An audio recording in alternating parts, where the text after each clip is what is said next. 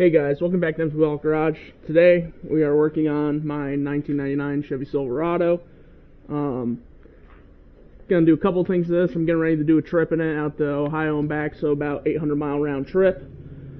But one thing I noticed the week before I went to, get ready and take it, my turn signals don't work. Of course they're gonna work now, but it's intermittent, they don't work, and then the hazards don't work sometimes. And if I kick the dash, they come on. If I hit a bump, they go off. And if you're experiencing the same issue, it's your flasher. The reason if you kick the dash, you come back on is because down here is the flasher module. It's like a relay. All cars have them. Maybe not all cars. Some cars might have built into the turn signal stock. But for a truck with 109,000 miles, it's not the stock. Going to be the flasher relay down there.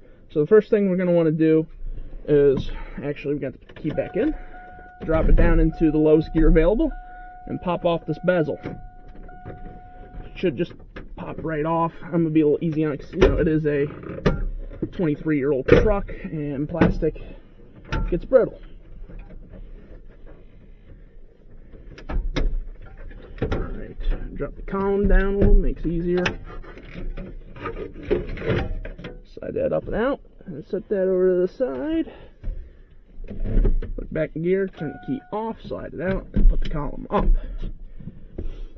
I have a brake controller on here, so normally what you want to do is you want to drop this down, take it out of the way, but I'm just going to drop it down that way. I don't have to disconnect that guy. And, yeah, I'll show you the part. I got this from Advanced Auto Parts where I work.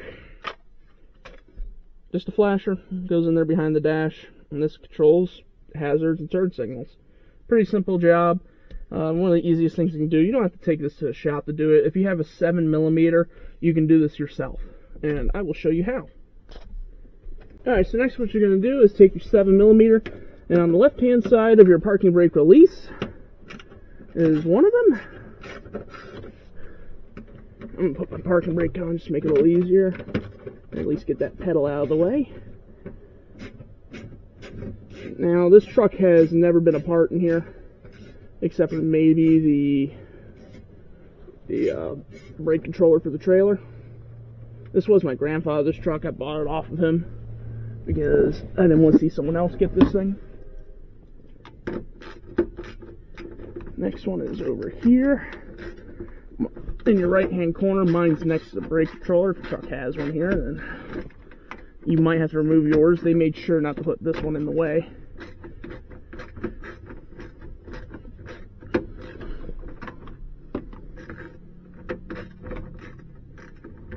What the heck?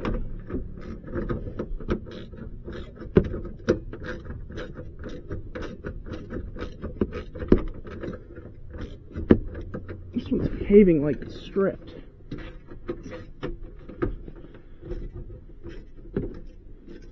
Oh, the weight of this guy is pulling down on it, making it hard for me to undo it.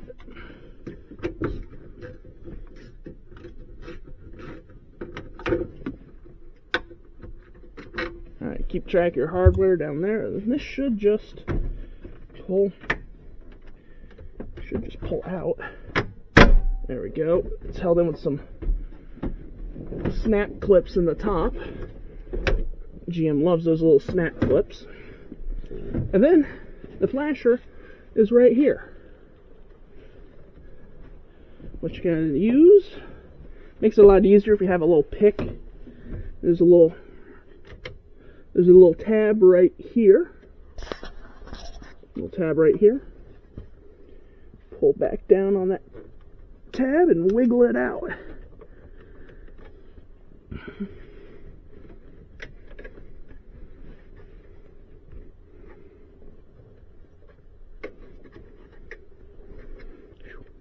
A little bit tight of a job if you got big hands like me. Alright, and that's your flasher. You want to compare it to your new one. So physically the new one's a little bit smaller, but the pins are in the same spots. So 3 across the top, 1 in the middle. And yeah, GM original. So yeah, it's probably bad. I don't hear anything rattling in it. But all you want to do is, I hope I don't really remember which way it came out, which side the pins were on.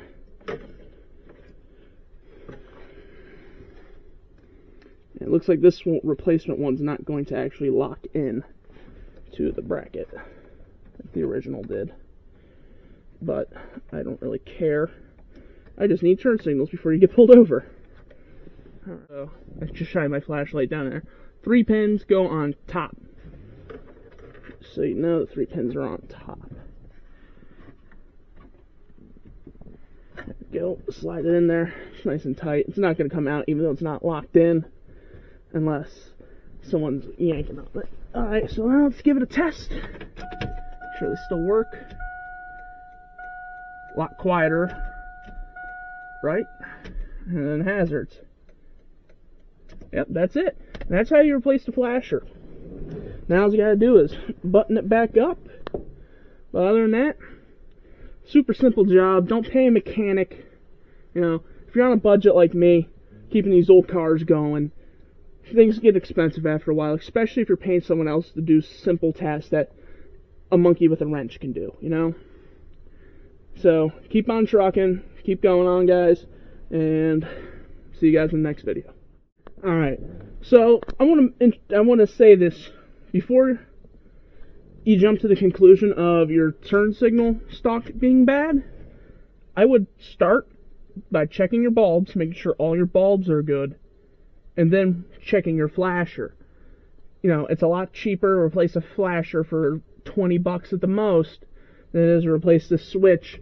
Even brand new, these switches over here go for like $300, you know, for a 20-year-old truck. You know, $300 on something like this is quite a lot of money. And if you pay a mechanic, I think it's like roughly a 2-hour job, because you gotta take the dash apart, you gotta take the steering column apart. So you're gonna be looking at probably another $200, $300 in labor and taxes. So at the end of the day, check your flashers, check your bulbs, and if it's not that, then check this. So if anybody was ever wondering, this is what the inside of a flasher looks like. It's almost like a relay, but this guy right here, that is what the clicking noise is when you hear your turn signals going. And what happens, and I think in my case, is this was getting hung up on the inside, and the spring could have gone, you know, lost its tension, or there's little contact points down in there. It almost look like points on a distributor, and I was thinking maybe they're getting seized to each other when it was jumping the gap.